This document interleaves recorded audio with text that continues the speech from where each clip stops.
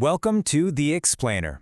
Today we're unpacking a truly fascinating piece of source text that makes a really bold, sweeping claim. The spaces we create completely dictate the reality we experience. We're going to explore a framework that starts with literal, physical lawn care and then scales all the way up to the invisible landscape of the human soul. It's a totally different way to look at the world around you and, honestly, more importantly, the world inside you. Okay, let's dive right into this, because this is the fundamental question that our source material sets out to answer. The author, Xu Feng, takes us on this journey that is deeply literal but also profoundly metaphorical to answer exactly why certain environments are just magnetic to life while others are absolute dead zones. And the text argues that this isn't about random chance or luck, it's about a strict, observable law of attraction. Part 1. A Tale of 2 Yards. To really ground this philosophy, the text kicks things off with a super tangible story over at the Lifechanyuan International Family Headquarters in Canada. Just to give you an idea of the sheer scale we're talking about here, the property features a front yard of over 2,600 square meters, and there's a backyard of exactly the same massive size. I mean, that is a lot of land to manage. And as the author details it, the initial state of these sprawling 2,600 square meter plots was, well, far from a paradise. They were wildly overgrown and just completely devoid of life. Let's actually trace how this physical environment transformed, because the timeline perfectly illustrates the text's core argument. In 2017, both yards were heavily covered in thatch and debris. The result?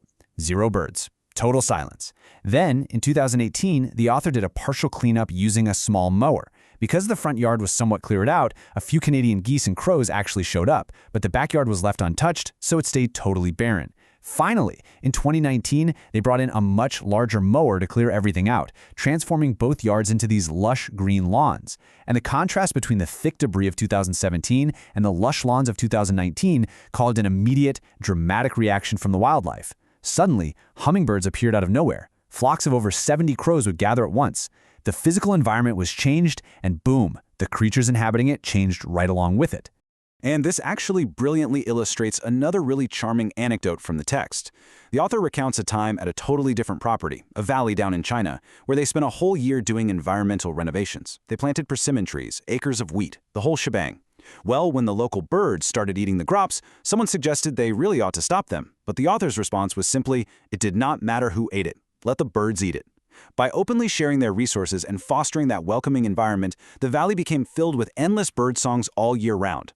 A thriving ecosystem was born, literally just by creating the space for it. Part 2. The Universal Environmental Law.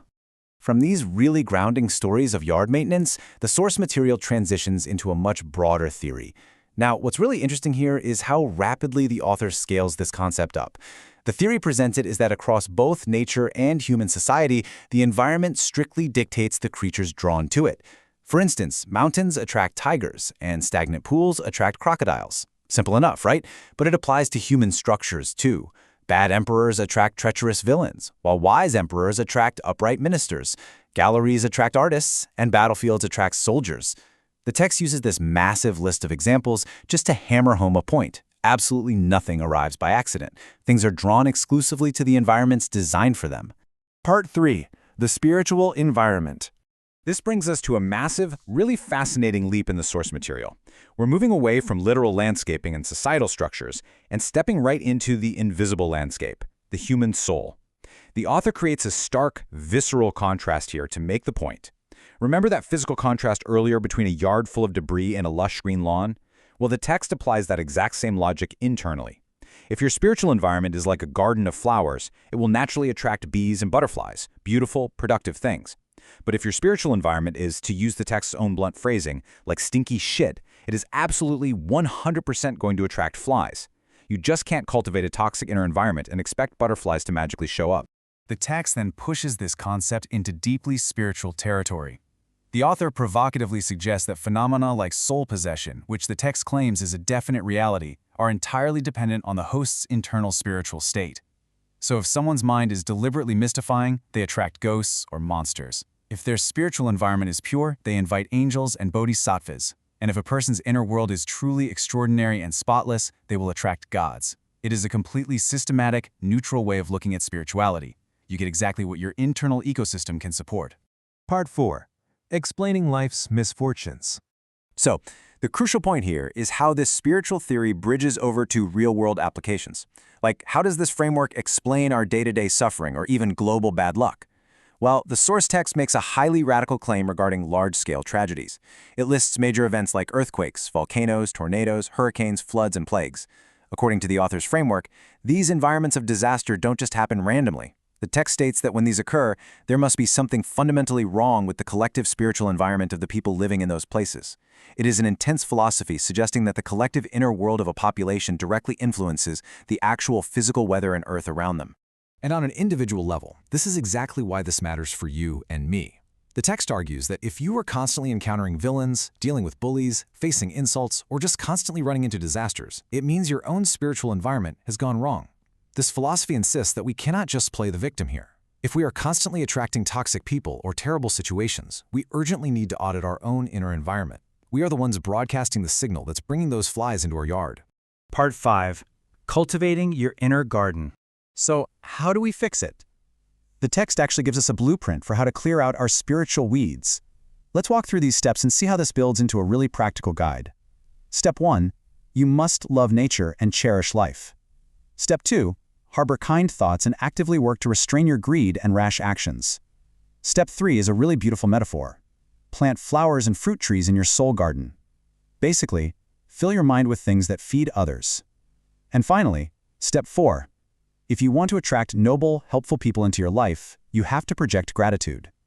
These are the specific tools the author gives us to start doing the heavy landscaping of our own minds. What the text is fundamentally doing here is completely redefining life's purpose. It redefines the main task of life, arguing that we should be creating beautiful, natural, and spiritual environments, rather than devoting all our time and energy to worldly pursuits like studying, working, or endless networking. It's a total shift away from external hustle, moving entirely toward internal gardening. The idea is, if you build the right environment, the right connections will naturally just fly to you. Which leads us to this incredibly direct, provocative question posed by the text. Have you ever seen God? Have you ever seen a fairy or a Buddha? The author notes that for most people, the answer is a flat no. And the blunt explanation provided is simply that the environment of your mind just isn't worthy yet. Just like the hummingbirds wouldn't visit a yard full of dead thatch and debris, higher entities won't visit a cluttered, impure mind. I want to leave you with this final, incredibly powerful quote, straight from the source text. Absolutely beautiful things can only be enjoyed by absolutely beautiful lives. It's a remarkable summary of everything we've unpacked today in this explainer. If you want a beautiful reality, you first have to do the hard, messy work of making yourself a beautiful home for it. So, I encourage you to really reflect on this today. What is your own inner garden currently attracting, and what seeds do you need to plant right now to change it? Thank you so much for joining me, and keep cultivating.